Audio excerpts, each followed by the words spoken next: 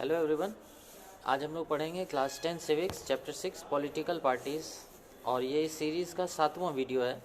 इससे पिछले वीडियो में हमने आपसे चर्चा की थी पॉलिटिकल पार्टीज़ के द्वारा फेस किए जाने वाले चैलेंजेस की, कि पॉलिटिकल पार्टीज़ के क्या क्या चैलेंजेस हैं। हमने 4 चैलेंजेस देखे थे और अब हम आगे बढ़ते हैं। आज हम पढ़ेंगे कि पॉलिटिकल पार्टीज़ को रिफॉर्म करने के क्या क्या तरीके हैं, क्या क्या सजेशंस हो सकते हैं। तो पॉलिटिकल पार्टीज़ पूरी दुनिया में अपने इन चैलेंजेस से लड़ रही हैं।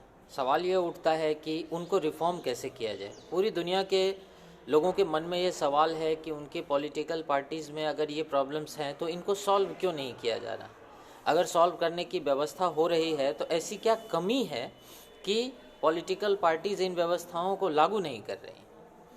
हम पॉलिटिकल पार्टीज़ को बदलने का एक तरीका आजमा सकते हैं कि हम उनके बदले जो पुराने लीडर्स हैं उनके बदले हम एक नए सेट ऑफ लीडर्स को वहाँ रिप्लेस कर दें। लेकिन अगर वो भी वैसे ही हो तो अगर उनके द्वारा भी इन प्रॉब्लम्स को सॉल्व नहीं किया जाए तो क्या होगा। तो चलिए हम देखते हैं उन कुछ सजेशंस को और उन कुछ रिफॉर्म्स को जिनके द्वारा पॉलिटिकल पार्टीज़ को सुधारने की कोशिश की गई है। सबसे पहला है इसमें हमारे संविधान का एक आदेश। हमारे संविधान में 1985 में एक एक्ट लागू किया गया। इस एक्ट को कहते हैं एंटी डिफेक्शन एक्ट, हिंदी में कहते हैं दल बदल विरोधी कानून। ये कानून भारत में लागू होने के बाद पॉलिटिकल पार्टीज़ पर काफ़ी हद तक लगाम लगाई गई है। ये कैसे संभव हुआ है? तो पहले क्या होता था, जिन पॉलिटिकल पार्टीज़ के मेंबर्स को चुनाव जीतने के बाद सरकार में आने का अवसर नहीं मिलता था, वो किसी लालच से ऐसी पार्टी को ज्वाइन कर लेते थे जिनमें उनको मंत्री पद या फिर अन्य कोई चीज़ ऑफर की जाती थी। तो इससे क्या होता था, सरकारें जो हैं वो बहुत अनस्टेबल हुआ करती थी। आज एक समूह के लोग कल को दूसरे समूह में जाकर मिल जाते थे और उनकी सरकार रातों रात भंग हो जाती थी। तो ये गंभीर समस्या थी। तो इसी समस्या से लड़ने के लिए हमारे संविधान का ये एंटी डिफेक्शन एक्ट लाया गया।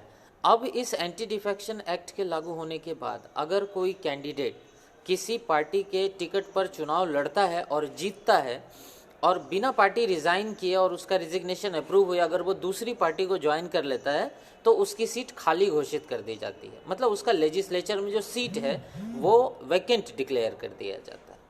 इसकी सहायता से अब पॉलिटिकल पार्टीज़ के जो ये लीडर्स हैं इनको पार्टी चेंज करने से काफ़ी हद तक रोका जाना संभव हुआ है।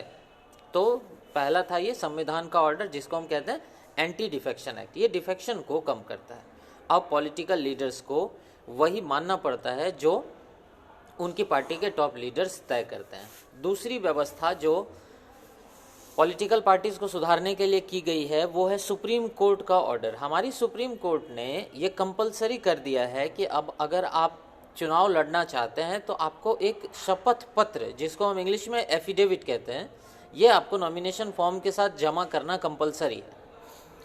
इस एफिडेविट में आपको कम से कम 3 चीज़ें डिक्लेयर करनी होंगी। पहला, आपकी एकेडमिक क्वालिफिकेशन, यानी आपकी शैक्षणिक योग्यता कितनी है।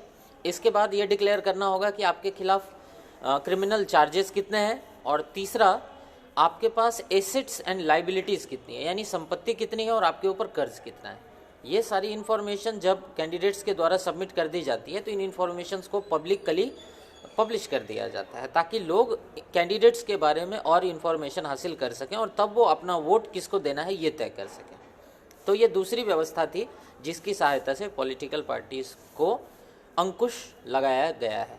और तीसरी व्यवस्था है इलेक्शन कमीशन का ऑर्डर।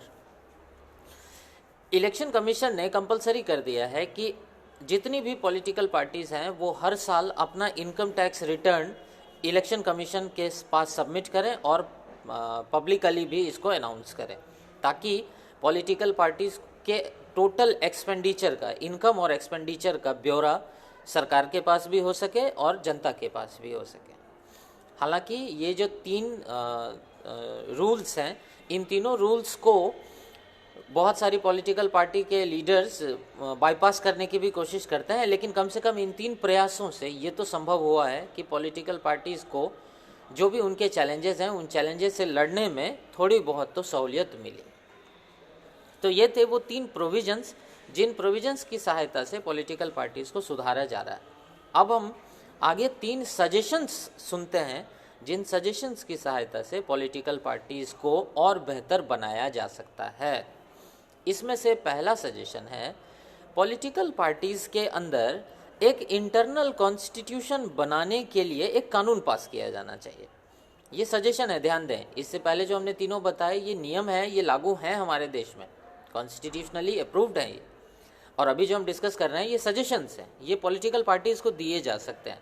पहला सजेशन है कि पॉलिटिकल पार्टीज़ को अपने लिए एक इंटरनल कॉन्स्टिट्यूशन बनाना चाहिए, और इस कॉन्स्टिट्यूशन के अंतर्गत कुछ नियमों को पॉलिटिकल पार्टीज़ को भी कंपलसरीली फॉलो करना चाहिए। जैसे उनको मेंबरशिप रजिस्टर बनाना चाहिए, उनको अपने यहाँ जो इंटरनल पोस्ट्स होते हैं, जो पद होते हैं, उन पदों के लिए चुनाव करवाना चाहिए, और जो भी कैंडिडेट्स हैं, जो उनकी पार्टी के लीडर्स हैं, जिनके द्वारा कोई उटपटांग बयान दिए जा रहे हैं या कोई ऐसा काम किया जा रहा है जिससे पार्टी की इमेज पर असर पड़ रहा है, तो उनके ऊपर स्ट्रिक्ट एक्शन लिया जाना चाहिए। ऐसे कई ऐसी कई व्यवस्थाएं हैं जो पॉलिटिकल पार्टीज कर सकती हैं। इसके लिए एक कानून बनना चाहिए, पहली चीज़। दूसरा सजेशन है कि पॉलिटिकल पार्टीज को ज़्यादा से ज़्यादा महिला कैंडिडेट्स को टिकट दिया जाना चाहिए। पॉलिटिकल पार्टीज ये कर सकती हैं। देखिए, हमारे पार्लियामेंट में अभी तक वुमेन रिजर्वेशन बिल पास नहीं हो सका है, तो वो जब पास हो तब हो, लेकिन इससे पहले आप तो अपने एंड से ये कर सकते हैं कि आप महिलाओं को ज़्यादा से ज़्यादा टिकट दे सकते हैं। इससे क्या होगा, महिलाओं का रिप्रेजेंटेशन बढ़ेगा और समाज में उनकी स्थिति सुधरेगी। और तीसरा सजेशन है कि जिन पार्टियों ने अच्छा परफॉर्म किया हो इलेक्शन में, उन पार्टियों को स्टेट की तरफ से फंडिंग मिलनी चाहिए। ये फंडिंग कैश के रूप में भी हो सकती है और कुछ अन्य फॉर्म्स में भी हो सकती है, जैसे पेपर का कॉस्ट हो जो इलेक्शन में लगता है, बैनर वगैरह का कॉस्ट होता है, पेट्रोल का कॉस्ट होता है, टेलीफोन बिल का कॉस्ट होता है। बहुत सारे ऐसे कॉस्ट हैं जो कैंडिडेट्स को दिए जा सकते हैं। इससे फ़ायदा ये होगा कि उन कैंडिडेट्स को एक अच्छा बूस्टअप मिलेगा, उनको अगले चुनाव में अच्छा परफॉर्म करने की और जो इच्छा है उनकी वो डेवलप होगी। बिकॉज आपने देखा, मनी और मसल पावर का यूज़ करके कुछ बड़ी पार्टियां या कुछ जो अमीर कैंडिडेट्स हैं वो एक एडवांटेज तो हासिल कर लेते हैं। तो जो छोटी पार्टियां और छोटे कम फेमस कैंडिडेट्स हैं लेकिन जो चुनाव में अच्छा परफॉर्म कर रहे हैं, उनको भी आगे बढ़ने का मौका मिल सकता है। तो ये वो 3 सजेशंस हैं जो पॉलिटिकल पार्टीज़ को सुधारने के लिए दिए जा सकते हैं। अब सवाल उठता है कि इतने सारे सजेशंस, इतने सारे नियम कानून किन के लिए? जिनके लिए, जो उनके लिए जो कानून बनाते हैं। हम यहाँ किनको सुधारने की बात कर रहे हैं? हम पॉलिटिकल पार्टीज़ को सुधारने की बात कर रहे हैं। और पॉलिटिकल पार्टी में कौन लोग होते हैं? वही लोग होते हैं जो हमारे देश का लेजिस्लेचर संभालते हैं, हमारे देश के लिए नियम कानून बनाते हैं। तो अब सवाल ये उठता है कि क्या हम इन के ऊपर इतने सारे रिस्ट्रिक्शंस लगा देंगे तो ये मानने को तैयार हो जाएंगे? आंसर है नहीं। जो पॉलिटिकल पार्टीज़ हैं उनके मेंबर्स खुद ही हमारे देश के लिए कानून बनाते हैं, और वो अपने ऊपर इतने सारे कानूनों को या इतने सारे रिफॉर्म्स के लिए जो सजेशंस हैं उनको एक्सेप्ट करने को जल्दी तैयार नहीं होंगे, है ना। ओवर रेगुलेशन जब होना शुरू हो जाता है तो लोग क्या करते हैं, कोई ना कोई शॉर्टकट निकाल लेते हैं जिससे कि वो उस रेगुलेशन को चीट कर सकें। तो अगर पॉलिटिकल पार्टीज़ के ऊपर इतने सारे रेगुलेशंस लगा दिए जाएंगे तो संभव है कि ये भी कल को कोई ना कोई शॉर्टकट निकालेगी और इन कानूनों से बचने की कोशिश करेंगी। तो फिर पॉलिटिकल पार्टीज़ को सुधारने के और कौन कौन से तरीके हो सकते हैं? तो इनका 2 और तरीका है, लेकिन इनके जो एप्लीकेशंस हैं, मतलब इन सजेशंस को लागू करने का जो इम्पैक्ट है ये लॉन्ग टर्म इम्पैक्ट होगा। ये कैसे होगा? देखिए, पहला तरीका है जनता के द्वारा ज़्यादा से ज़्यादा संख्या में जो पॉलिटिकल पार्टीज़ हैं उनको उनकी कमियां बतानी चाहिए। जनता किसी तरह का प्रोटेस्ट चला सकती है या लोगों के बीच अवेयरनेस ला सकती है, और जितने भी लोग पॉलिटिक्स से रिलेटेड एक्टिविस्ट्स हैं, जो पॉलिटिकल एक्टिविस्ट हैं हमारे कंट्री में, या जो भी प्रेशर ग्रुप्स हैं, ये क्या कर सकते हैं, ये ज़्यादा से ज़्यादा संख्या में जो पॉलिटिकल पार्टीज़ हैं उनकी कमियों को लोगों को बताएं, मीडिया का सहारा लें और पॉलिटिकल पार्टीज़ तक ये मैसेज पहुंचाएं कि हम उनकी कमियों को समझने लगें। जनता पॉलिटिकल पार्टीज़ की द्वारा की जाने वाली प्रैक्टिसेस को रियलाइज़ कर रही है, और जब पॉलिटिकल पार्टीज़ को ये एहसास होना शुरू हो जाएगा कि लोग उनके अंदर की कमियों को समझ रहे हैं और कल को लोगों का ट्रस्ट और कम होता चला जाएगा पॉलिटिकल पार्टीज़ पर, तो पॉलिटिकल पार्टी सुधारने की कोशिश करेंगी। तो पहला सजेशन है कि ज़्यादा से ज़्यादा संख्या में लोग पार्टिसिपेट करें और पॉलिटिक्स को बेहतर बनाने की कोशिश करें, मीडिया का सहारा लेकर, न्यूज़ का सहारा लेकर और सड़कों पर आंदोलन करके, रैलियां निकालकर, जुलूस निकालकर, धरना प्रदर्शन करके, ताकि वो अपनी जिन पॉलिटिकल पार्टीज़ को चाहे वो सपोर्ट कर रहे हो या जिनको अपोज कर रहे हो, कम से कम उनके खिलाफ वो और लोगों को भी जगा सकें कि देखिए भले ही मैं इस पार्टी से हूँ, लेकिन मैं इस पार्टी की इस कमी को समझता हूँ, या मैं ज़्यादातर पार्टियों की इन समस्याओं को समझता हूँ, आपको भी समझना चाहिए। तो इस तरह से पॉलिटिकल पार्टीज़ को कंट्रोल किया जा सकता है। एक और तरीका है जिससे पॉलिटिकल पार्टीज़ को सुधारा जा सकता है।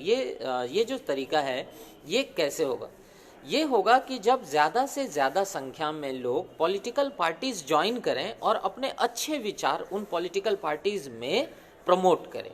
लोग खुद पॉलिटिकल पार्टीज़ ज्वाइन करें और उन पॉलिटिकल पार्टीज़ के अंदर अपनी अच्छी और ईमानदार विचारधारा फैलाने की कोशिश करें। देखिए, बुरी राजनीति को बुरी राजनीति से दूर नहीं किया जा सकता, बुरी राजनीति को अच्छी राजनीति से दूर किया जा सकता है। पॉलिटिकल पार्टीज़ के अंदर जो कमी है, उन कमियों को हम ऐसे ही चिल्ला चिल्ला करके, बोल करके दूर नहीं कर सकते। ये हमें तब भी करना पड़ेगा जब हम पॉलिटिकल पार्टीज़ को ज्वाइन करें और उनके अंदर की कमियों को दूर करने की कोशिश खुद से करें। हम अगर बाहर से ही क्रिटिसाइज करते रहेंगे तो पॉलिटिकल पार्टीज़ शायद कभी रिफॉर्म नहीं हो सकेंगे। तो दूसरा सजेशन है, we can join political parties and join with better ideas, join with honesty, loyalty and feeling of service towards the people. हम लोगों की सेवा करने के विचार से पॉलिटिकल पार्टीज ज्वाइन करें, पॉलिटिकल पार्टीज की कमियों को दूर करने के विचार से पॉलिटिकल पार्टीज ज्वाइन करेंगे, तब पॉलिटिकल पार्टीज को सुधारा जा सकता है।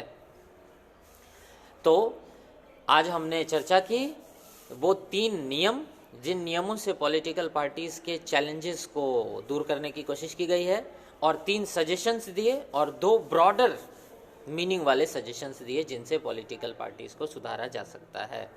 तो ये आपका सिविक्स का चैप्टर 6 पॉलिटिकल पार्टीज़ इस वीडियो के साथ समाप्त होता है। अगर आपको कोई क्वेश्चन हो तो आप हमारे वेबसाइट पर भी कमेंट करके लिख सकते हैं, या हमारे टेलीफोन नंबर्स जो भी आपके पास अवेलेबल हैं उन नंबर्स पर कांटेक्ट करके अपने सवाल हमसे पूछ सकते हैं। ठीक है, अगले वीडियो में हम चर्चा करेंगे चैप्टर 7 आउटकम्स ऑफ डेमोक्रेसी की। तब तक पढ़ाई जारी रखें। Take care.